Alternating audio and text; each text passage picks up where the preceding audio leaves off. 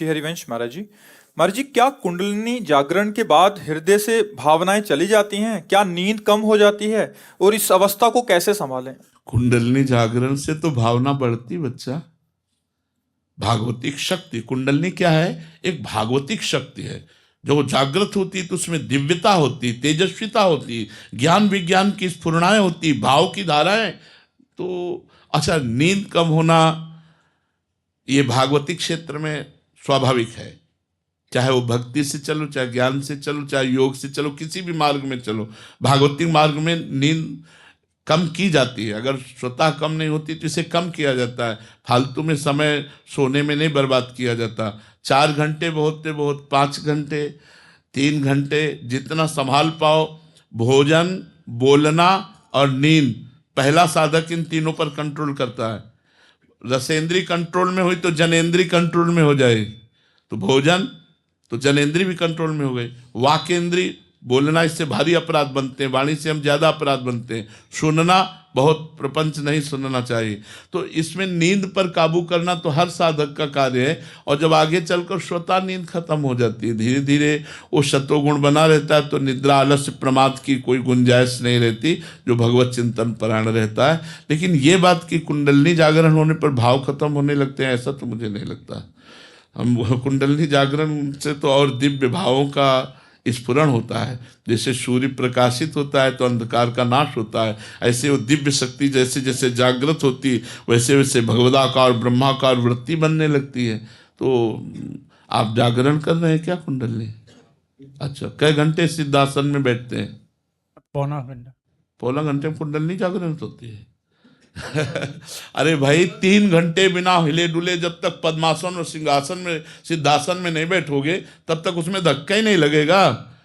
और प्राणायाम कितना करते हैं? प्राणायाम आधा घंटा।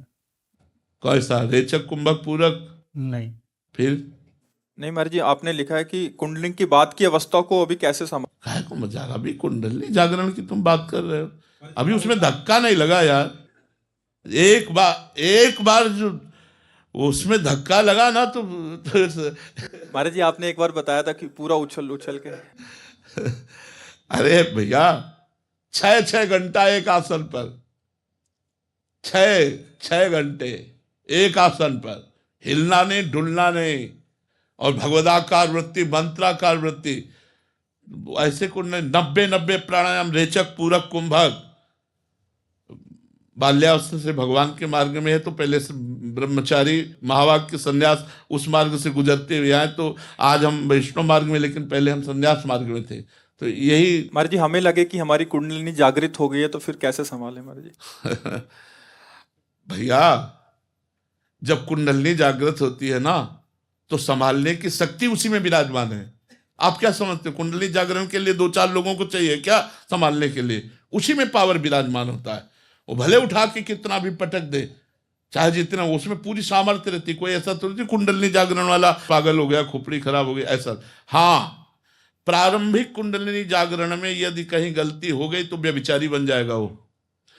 कुंडलिनी जागरण करने के अभ्यास वाला अगर किसी भी तरह वीरपात करता है तो वो नष्ट हो जाएगा, वो पतित हो जाएगा। ये बहुत सावधानी की जरूरत है। हम कहते हैं राधा राधा रटो, सब जागरण हो जाएगी, तुम्हें पता भी नहीं चलेगा। तुम्हें पता भी नहीं चलेगा कब कुंडलिनी जागृत हो गई, जो कुछ प्राप्त होना सब प्राप्त हो जाएगा। अब मान लो हमारी बात, राधा राधा जपो और आसनों पर बैठो, आसनों पर बैठने का अभ्यास करो। अभी तो आप क्लास ही नहीं कर पाए। 3 घंटे बिना हिले डुले, ऐसे भी नहीं करना, 3 घंटे बिल्कुल एक आसन पे, तब उसमें धक्का लगता है कुंडलिनी में। जब प्राणायाम, रेचक, पूरक, कुंभक, इन प्राणायामों के द्वारा तब उसमें धक्का, वो सोई हुई कुंडलिनी को धक्का लगता है, तब वो तो होश बदल जाते हैं। रात दिन मंत्राकार वृत्ति, पवित्र आचरण, पवित्र व्यवहार, किसी से कोई मतलब नहीं, तब ऐसे। ठीक है, प्रयासरत रहो। आप कुंडलिनी पर दृष्टि मत रखो, भजन पर दृष्टि रखो कि नाम न छूटे। अपने आप वो जागृत हो जाएगी, आपको पता भी नहीं चलेगा।